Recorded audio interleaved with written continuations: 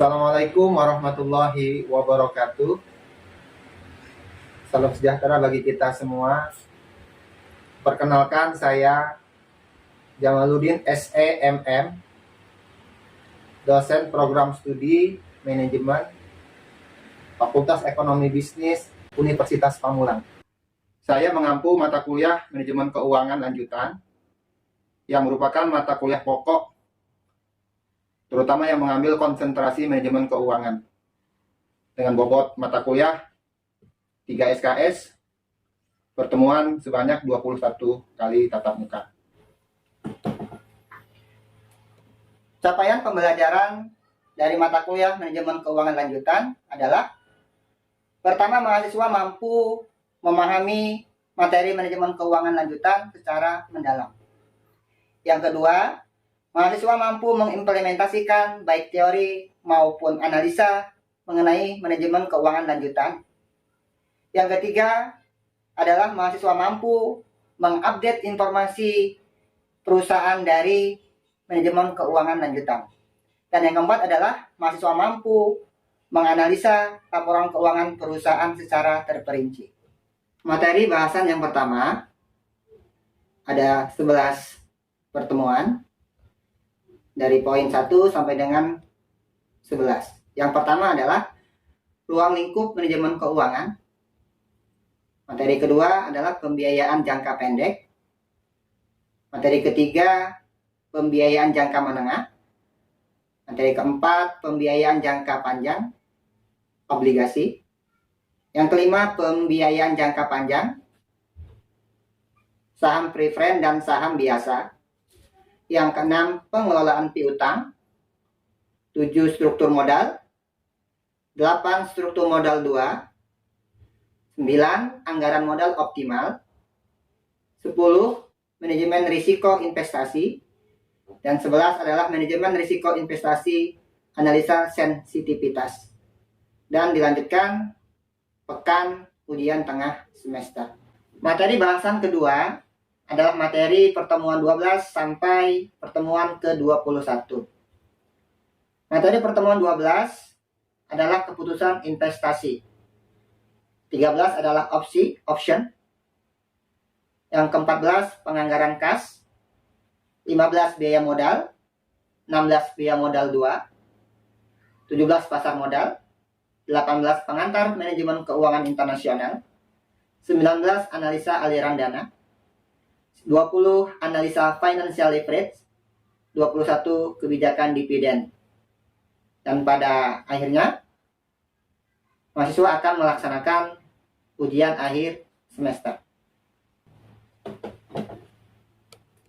Untuk sistem perkuliahan manajemen keuangan lanjutan yaitu dengan sistem hybrid, yaitu memadukan antara perkuliahan luring dengan tatap muka. Dan yang kedua, sistem perkuliahan dengan menggunakan LMS, Learning Management System, atau yang kita sebut dengan e-learning. Sebagai penunjang memahami materi manajemen keuangan, saya menggunakan referensi buku manajemen keuangan lanjutan. Kemudian referensi lain yaitu berupa jurnal atau literasi penelitian yang berkaitan dengan manajemen keuangan. Untuk menunjang perkuliahan secara daring melalui Learning Management System atau LMS yang kita kenal dengan e-learning, kami menggunakan media video pembelajaran, artikel ilmiah, modul digital, dan berupa tes, kuis, dan forum diskusi untuk menunjang wawasan dan pengetahuan baik mahasiswa maupun dosen dalam proses pembelajaran manajemen keuangan lanjutan. Demikian uraian deskripsi mata kuliah manajemen keuangan lanjutan. Berikut mari kita saksikan video pembelajaran tatap muka atau luring yang saya sampaikan di kelas pada saat perkuliahan manajemen keuangan lanjutan. Mari kita simak video pembelajaran berikut ini. Assalamualaikum warahmatullahi wabarakatuh. Waalaikumsalam warahmatullahi wabarakatuh. Selamat pagi.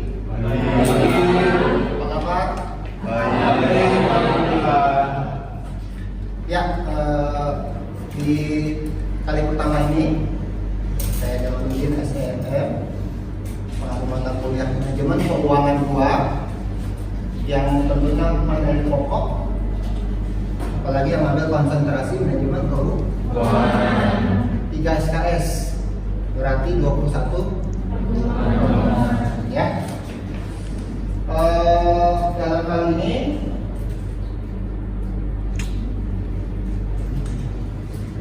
manajemen keuangan seperti yang teman-teman ketahui ya, manajemen keuangan pertama adalah tentang mengkaji masalah dasar-dasar manajemen keuangan. Nah, di manajemen keuangan 2 ini saudara, kita akan menelaah lebih jauh penerapan dan implementasi dari manajemen keuangan. Kalian masih ingat nggak? Saudara masih ingat nggak fungsi-fungsi dari manajemen keuangan? Ingat fungsi-fungsi dari manajemen keuangan? Satu saja fungsi-fungsi dari manajemen keuangan. Menghitung laba rugi perusahaan. Menghitung laba rugi perusahaan berarti masuk ke fungsi dari Keuangan. Untuk menjelaskan yang akan saya paparkan teori tentang ruang lingkup manajemen keuangan. Ya, ini adalah RPS kita. Jadi bukunya 3 SKS 21 tatap muka. Kita ada rencana pembelajaran 1 semester. Ya, rencana pembelajarannya adalah mahasiswa dalam capaian pembelajarannya mampu memahami materi tentang manajemen keuangan. Ya, kemudian bisa mengimplementasikan teori dan analisa dari manajemen keuangan kita. Yang lebih penting lagi adalah mengupdate informasi tentang manajemen keuangan secara terapan ya. Oke. Deskripsi mata kuliah kajian. Dari awal kita akan mengkaji masalah ruang lingkup manajemen keuangan, fungsi, ya, tujuan, manfaat belajar manajemen keuangan, sumber-sumber pembelanjaan, ya. Sampai nanti di bab ke-21-nya atau pertemuan 21 kita akan mengkaji masalah manajemen pembiayaan atau investasi. Yang rinciannya materi bab 1-nya dari bahasan pertama terdiri dari 11 data muka, mulai dari sumber-sumber pembelanjaan ya, kemudian sampai ke manajemen risiko investasi ya. Seri 2-nya materi bahasan keduanya keputusan investasi, dan yang terakhir adalah kebijakan yang harus kita jalankan dalam 1 semester ya. Ya, ruang lingkup manajemen keuangan. Secara ruang lingkup berarti berbicara lingkup yang berkaitan dengan manajemen keuangan. Apa itu manajemen? Apa itu keuangan? Apa itu manajemen? Yang saudara ketahui? Manajemen manage kok bisa di manage keuangan. Kalau keuangan keluarga berarti manajemen keuangan keluarga. Kalau manajemen keuangan perusahaan berarti manajemen satu. Ada lagi yang lain? Manajemen keuangan. Apa itu manajemen keuangan? Manajemen dan uang ya. Oke, manajemen dan uang apa itu? Proses pengorganisasian, pengelolaan SDM, sama pengendalian agar mencapai tujuan dari suatu kegiatan.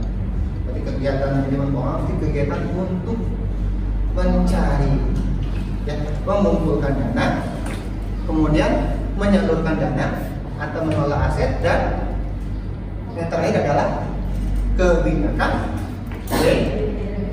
Ini menurut para ahli mengatakan dalam penggabungan dari ilmu dan seni membahas mengkaji mengenai bagaimana seorang manajemen keuangan dengan menggunakan seluruh aset perusahaan untuk kemajuan dan kemakmuran perusahaan. Ini menurut ahli ya.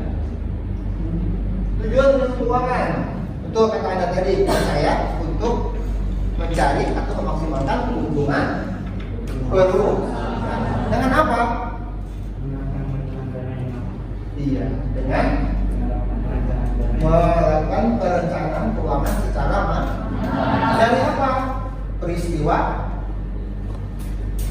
Peristiwa atau historis keuangan tahun sebagai cerminan ketika kita mau membuat perencanaan keuangan ke depan tahun 2023, maka perusahaan punya database. Nanti akan kita lihat di laporan keuangan. Salah satu adalah proyek perusahaan PT Mayora Tbk. Oke, udah fungsi-fungsi jelas keuangan ya. Yang mau penting fungsi-fungsinya kan pertama harus financing. Apa itu financing? Pendana, atau yang kita sebut dalam sehari-hari adalah pendanaan, pembiayaan yang sehari ada. Kalau ke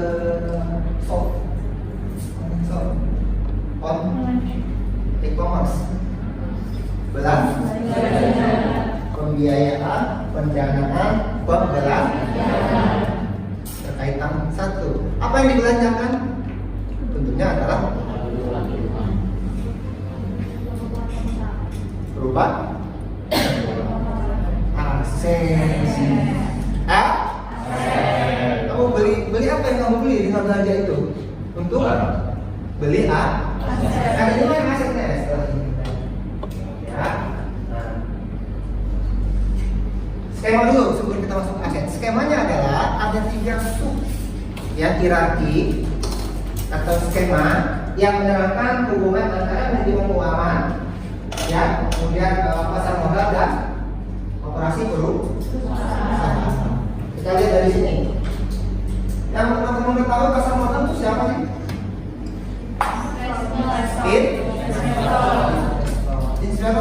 Investor itu siapa? Kita termasuk investor? Hah? Bisa kan? Atau kita sebut dengan pasar modal. Berarti pasar yang menyediakan modal. Kemudian ada manajer keuangan. Apa artinya aliran yang pertama? Aliran kas dari investor apa? Berupa penjualan saham. Kenapa saham dijual? Karena produk yang ditawarkan perusahaan adalah berupa saham. Investor itu akan tertarik kepada perusahaan dengan melihat nilai saham. Jadi kita akan lihat di laporan keuangan berupa di poin arah. Kemudian yang kedua adalah alokasi dana untuk operasi perusahaan. Ini kamu ada di posisi ini ya. Orang manajemen ada di sini. Sebagai manajemen. Fungsinya apa? Tugas manajer keuangan adalah mencari dana dari investor. Tugas manajer itu guide sebanyak-banyak investor dari manapun untuk berinvestasi di perusahaan yang kamu sebagai tangan kanan, garda terdepan ketika mencari dana dari perusahaan keuangannya. Kemudian setelah dana yang kamu pinjam dioperasionalkan untuk kegiatan perusahaan. Bayar gaji, ya, bayar gedung, bayar listrik, apalagi bayar mobil, ya, tenaga kerja, pokoknya biaya raw material, ya, sekretari material, semua biaya dengan operasional perusahaan. Operasional saja cukup? Tidak. Setelah operasional berarti timbul aliran kas ketiga. Apa yang ketiga? Setelah dia berproduksi selama 1 bulan, 30 hari, maka timbul penjualan atau tidak ada di laporan baru ini. Setelah produksi, produk dijual oleh tim sales, tim marketingnya kepada konsumen atau distributor. Kas hasil operasi berarti penjualan dapat timbul 4 nih. Nah, tugas sebagai manajer keuangan atau tangan dari owner perusahaan berarti kita harus menempatkan hasil dari penjualan dari kas tadi untuk apa? Ya, timbul poin 4 ada 4 ada yang paham atau sebenarnya pembayaran dividen?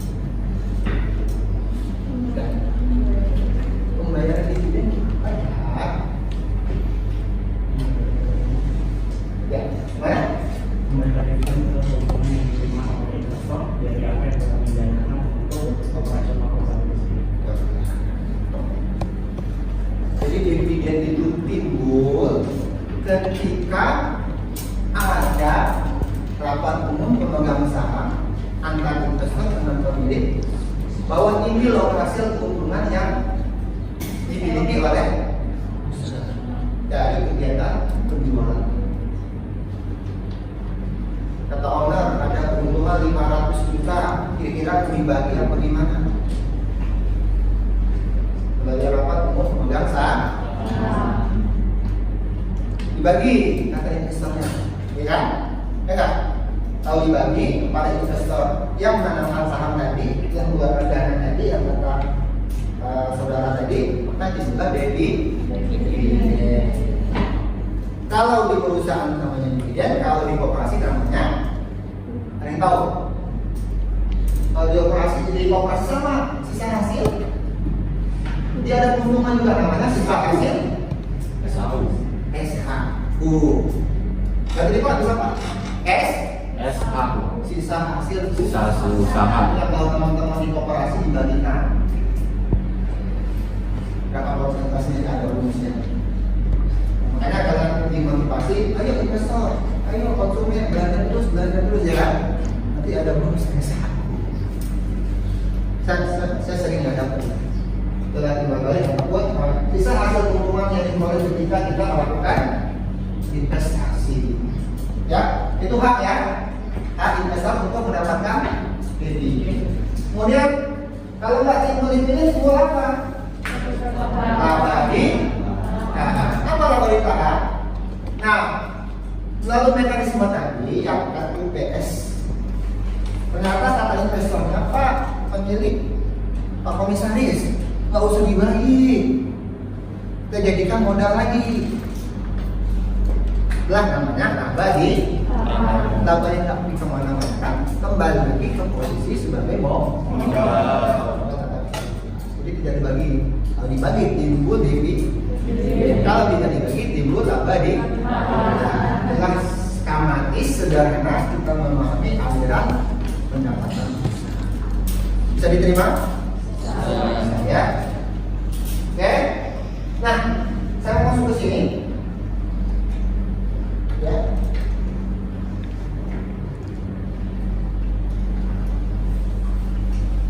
Esensi ataupun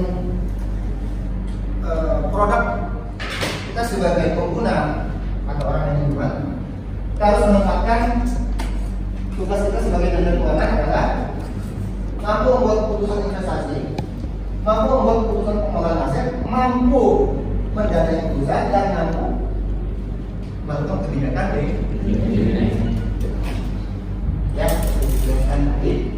Nah, poin ini kan ketika kita melakukan keputusan investasi, berarti kita harus menggerakkan yang namanya di fungsi aktiva. Ya, apa kan aktivanya? Ya, di kelola. Kalau belanja peralatan berarti aset kita bertambah. Aset kita bertambah berarti kekayaan bertambah nggak? Dari mana sumbernya? Sumbernya dari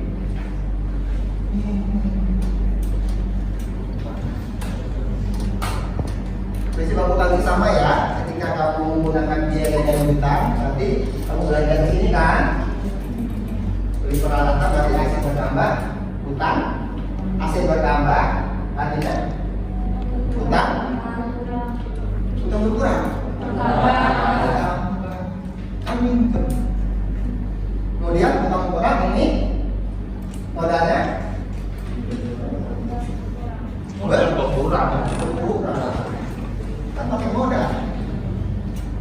Makanya pembiayaan itu bisa dari hutang, bisa dari modal. Proporsinya berapa? 60-40, 50-50.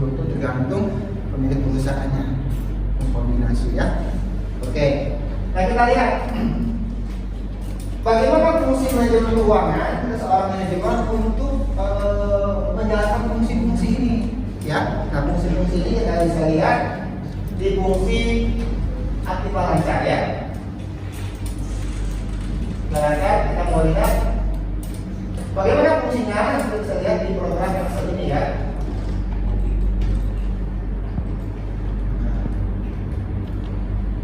Programnya adalah bagaimana seorang ahli manajemen dalam melakukan kebijakan investasi, kebijakan pengelolaan aset. Dengan apa? Kita lihat caranya dalam ini studi mahasiswa juga sama, masih ada ya, dengan kelompok yang lain juga di kelas yang lain di luar dari kelas ini saudara. PT Mayora ya, ini laboratorium keuangan ya, teman-teman ada ini. Kemudian data, kita lihat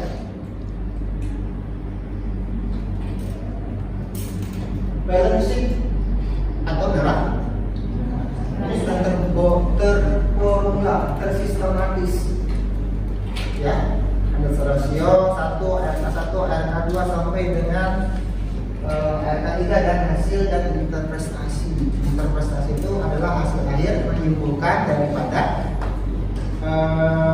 kesimpulan perusahaan dalam kondisi apa. Karena hulunya output yang kita dapatkan dari manajemen keuangan adalah salah satunya. Orang manajemen mampu menganalisa laporan keuangan. Untuk apa? Untuk melakukan kebijakan atau fungsi keuangan. Itu yang harus kita capai ya. Itu yang harus kita kuasai ya. Minimal ya, kita mampu membaca, menghitung, menganalisis dan mengambil kesimpulan. Kita lihat. Nah, bagaimana melakukan perhitungan pada neraca? Kita lihat pada fungsi tadi pembiayaan ya, dan ini ya. Pusat investasi berarti kita menuju kepada neraca. Dengan apa kita melihatnya? Ada yang kita sebut dengan rasio keuangan. Kalau teman-teman kemarin teori DMK 1 rasio keuangan, sekarang kita gunakan alat itu untuk menghitung berapa besar nominal aset kita yang dimiliki oleh perusahaan. Kita lihat neraca. Di sini kita lihat neraca tahun 2020.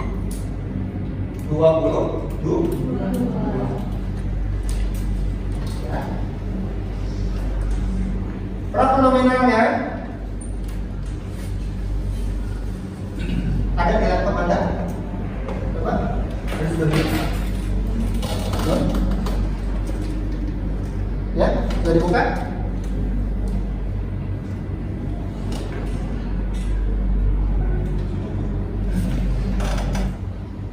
Ya. Nah, kita lihat di sini ada poin. Yang selesai. Ya. Bisa? Ya, oke. Yang ini PDF-nya.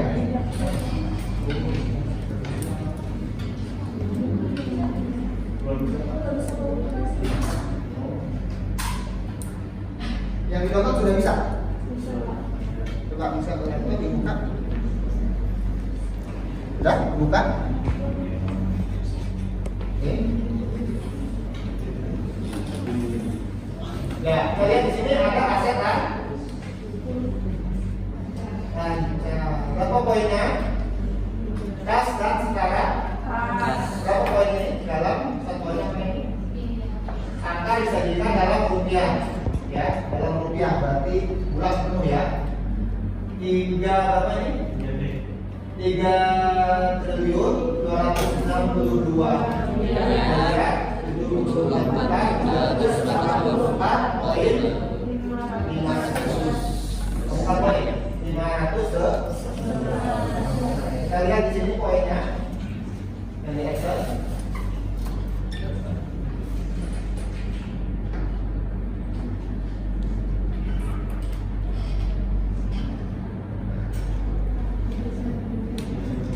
32 ya penyebutannya. 32 ya, benar ya? 32 62.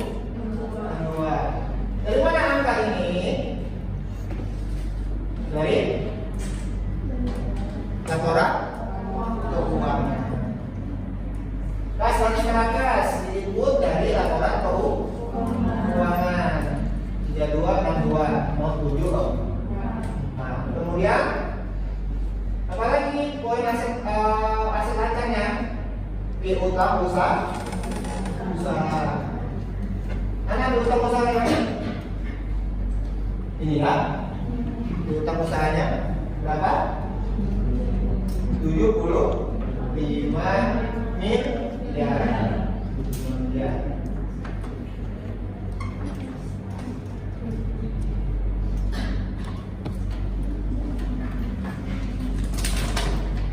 Yang digabung nih, kita digabung ya. Tambah. Kita lihat jumlah total aset lancarnya. Sama Mbak? 14,772. Ya. 14,772. Kemudian apa lagi yang dilihat? Kita tadi Excel aja yang sudah ada buka. Aset tidak lancar ada. Ada. Kita mau merujuk di salah satu saja.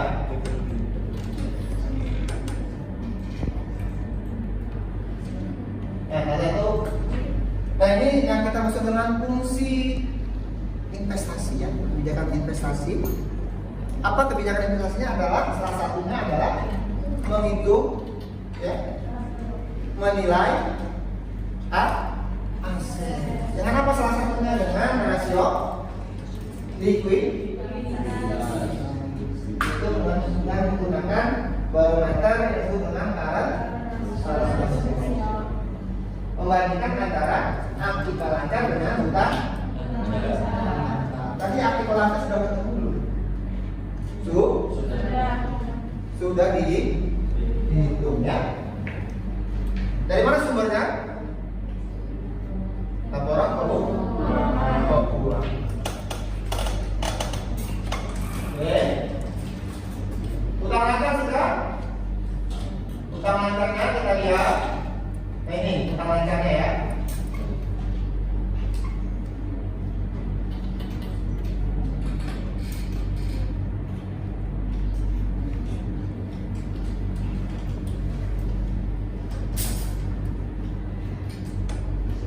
Jangka pendek ya, atau hutang ya. Berapa poin tahun 2022 nya?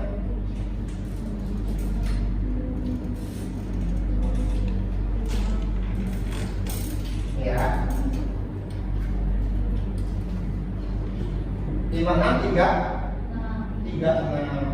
Dari mana sumbernya? Dari neraca. Kita lihat di poin jumlah hutang lancar. Mana yang lancar?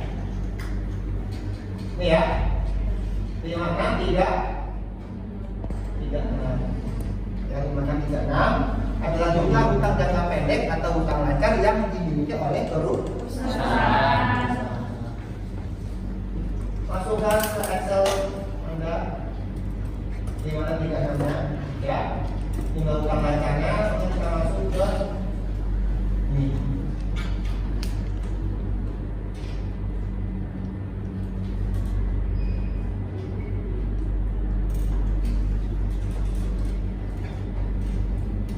Ini hasilnya adalah apa ini? Rata-rata ya. Rata-rata hutang lancar sama aktiva lancar. Jadi kalau memang 4 tahun laporan keuangannya perusahaan berarti di rata-rata 5. Di rata-rata total dibagi 5. Nah, kalau laporan keuangannya ada 3 tahun berarti dijumlahkan dibagi 3. Ya. Maka dimasukkan di sini nilainya rata-rata. Kalau dinilai dari current rasionya, ya bisa dilihat di sini. Ya hasilnya 3,44.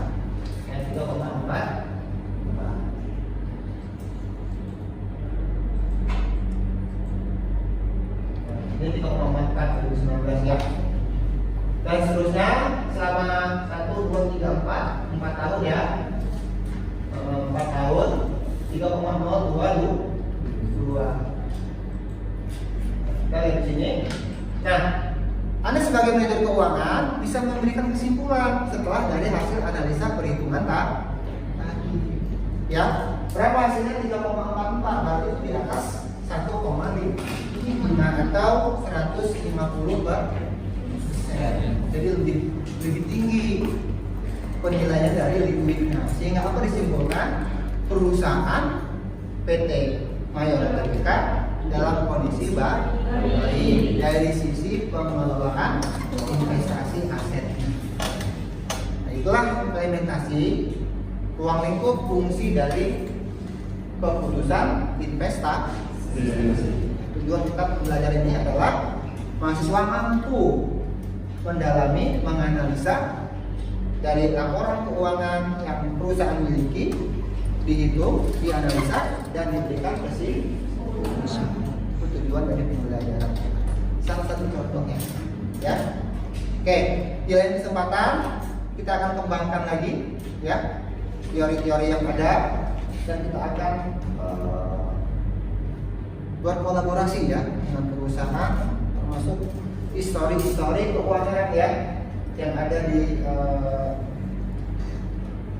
perusahaan yang ada, yang nanti bisa kita jadikan sebagai database ya, karena data adalah bagian dari unsur terpenting ketika kita akan melakukan perencanaan ya. Oke, ada pertanyaan? Ada pertanyaan? Ada. Yang ini ada pertanyaan? Oke, kesimpulannya adalah pada kesempatan kali ini pentingnya kita mengambil ruang lingkup supaya kita mampu memahami apa yang dimaksud dengan fungsi manajemen keuangan, terutama salah satunya adalah fungsi keputusan investasi. Akan kita kembangkan lebih lanjut di pertemuan yang akan datang. Untuk sekian, terima kasih saya ucapkan. Semangat, salam literasi. Saya ucapkan terima kasih. Assalamualaikum warahmatullahi wabarakatuh.